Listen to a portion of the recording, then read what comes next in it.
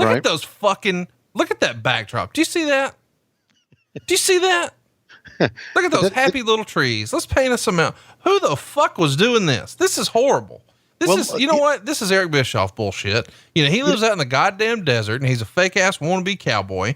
And he probably thought, well, goddamn, let's just get us some hay in here. Get something that looks like a barn. You know, I live out on a farm. I got a ranch, right? Is that where this comes from? Yes, that's where it comes from. Did somebody just throw something at Eddie right there? And his wife is not going to believe he did not go to the strip club because he is covered in glitter now. It looks like he's been hunting unicorns. And if he's a smoker too, it's going to be a tough sell when he gets home that he did not go to the booty club. You know what I think is odd? When you take a look at that wide shot, even from right here of that set, it's supposed to be a barn, right? Yeah. It almost looks like a tombstone, doesn't it? Signifying the death of WCW yet to come. Boy, you're just... It does. Look at it. Look at it. You're morbid. I'm morbid. I was talking about fucking little happy trees. All right. Well, Jesus Christ. Did you ever watch any of those? What? Jesus Christ? Oh, what are you talking about? No, I'm saying, you know, the old Bob Ross shows back in the day where he would show you how to paint on PBS. Oh yeah, right. He was quite a, he was apparently a big star at one time, wasn't he? Yeah. It's a wonder. I mean, I think he painted that backdrop. It was a 6-figure backdrop. So Ultimo Dragon's here. Ultimo Dragon's still competing, by the way. And Chavo Guerrero still looks just like that. He sure does. I saw a picture of Chavo the other day, and I mean, he looks like he's in as good a shape as ever. Right. And Charles Robinson, by the way, still looks the youngest of them all. It's amazing, isn't it? It is amazing.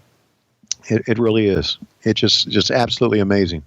At this point, I know you don't, let me start over. Okay. You have an irrational hate for all things masked wrestling, right? No, I don't. Okay. But you just assume if someone, I have a hate for all things non-selling. Okay.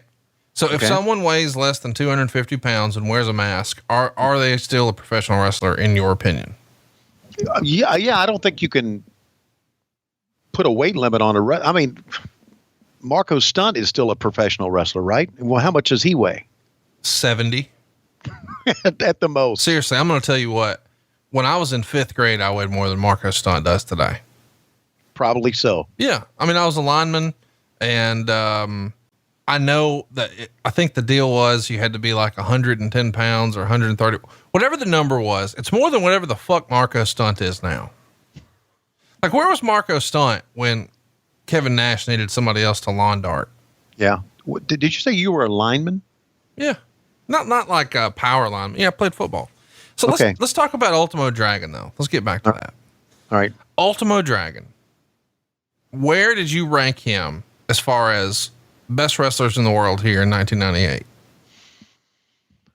He would be, to me, top 10, top 15. Wow. Okay. Yeah. I didn't expect you to say that. No, he could do a lot of stuff, man. And look, I don't think Ultimo I don't think he really ever had a bad match for us. I mean, he had some matches that were better than others, but he always did some great shit. I really wish that Ultimo was born like, look at those kicks, 10 or 15 years later than he was. Right. Ultimo Dragon right now would be a top star on SmackDown or NXT or AEW or Ring of Honor or New Japan or all the above. Right. I mean, a tippy top, not a second match on the card, not a cruiserweight champion, not the 205 live champ, but like a top guy, main attraction. It would be something else to see him tear it up with, you know, an Ibushi or a Kenny Omega or, you know, even a Seth Rollins, or what he could do, you know, with some of the guys that are really just now sort of breaking out. Right. Everything he did looked so clean. You saw the kicks he made there. All the kicks probably were stiff, but looked good. I would put him, I think he's every bit as good in this era, okay, as any of the Lucha Bros, either one of those guys. And I like both those guys too. And they tore it up. I think you would agree. They tore it up against against the Young Bucks at Double or Nothing. You're saying Penta and Phoenix. He's just as good as them. Just as good as them. You know what's interesting is I think that the conversation has changed on those guys in the last couple of years. Like 3 years ago, all you heard about was Penta. Like that was it. Like Pentagon, Pentagon, Pentagon, Pentagon, Penta, Penta, Penta. That's it. That's the deal. That's who you want. That's the top guy. And then I feel like slowly over the last year, people have come around to, wait a minute, Phoenix might low-key be one of the best wrestlers in the world. Mm-hmm. Not to take away from Penta, but I think what helped get Penta over was not just the work, but he has this incredible look. The way he paints his face underneath the mask, it really, accentuates the mask, and he throws the contacts in. It's just a really cool look. And I think that look is part of the appeal originally of Penta. And then you see that, damn, he's a very good professional wrestler. So everybody's on board. But then when you see him together and then you see Phoenix by himself, it's like, oh, at least to me, I think Phoenix is low-key one of the best wrestlers in the world. Yeah. I'm with you on that. He does some just that tag team maneuver. I don't even know what the fuck you would call it, but that's what a lazy commentator in the 80s would say. That tag team maneuver that he did with the Bucks, right, bouncing around. Holy cow. I've never seen anything like that since Rey Mysterio, like 22 years ago, Rey Mysterio. No. And you know what? Not only that, I loved a lot about the show, loved a lot about it, but I thought that match was the best match on the show. Really? I did. You liked it better than Cody and Dustin? Yeah. But I love Cody. I'm not trying to shit on that match. No, I did like it better than Cody. That's all. They're different. They're different, right? Cody and Dustin had emotion and had a lot of juice, and was worked very, very well. But man, I mean, that tag team move that you talked about, where he bounced on one rope and did like the Hurricane Rana or whatever it was on one of the Bucks off the top of the other rope, was the move of the night. Oh, it was the fucking move of the night. Yeah. Yeah. And it even made me go, holy shit. And a lot of times, as you know, sometimes they can get too acrobatic for me, but I loved every bit of that. I really did. So, and Penta did it. I mean, Ray Phoenix did it. And I saw those guys wrestle in MLW, and I called some of their matches, and they're sensational. Chat me up. What did you think about the Dustin Cody match? We haven't talked about it a lot. This is the first time you and I are getting to really sit down and talk sort of post Starrcast. What'd you think? Lots of blood, but this is, somebody who you knew. I mean, you knew both of these guys when they were much younger. You're very good friends with their dad. And now here they are on this debut night of a new company at an MGM Grand, a venue that, your company, WCW, at its height, struggled and never sold out. And if they did, it was with a lot of paper. Mm-hmm. And here they sell it out, and very quickly, with the pre-orders and the actual orders, we might call it 35 minutes. All the tickets are gone. And I mean, they're making real history. And they're doing it old school. They're telling a story, brother versus brother. And one of them is bleeding a gusher in typical Dusty Rhodes fashion. Yeah. And you were front row for it all. Mm. What'd you think? Well, I thought it was too much blood. And I know you when you cut yourself the way Dustin did, and we saw him the next day, he cut himself pretty hard. You can't control how much blood, but the blood was pouring off of him, and to the point to where I've never seen another guy bleed. Cody was red because of Dustin's blood. I thought it was too much blood, but I liked the story, and I thought that their father would have been so proud of what they had done to bring people in there and how they had worked the match. And I thought it was great at the end where he wanted his brother to be his partner, coming together. I thought after it was all over, just the facial reactions of Cody to Dustin was great.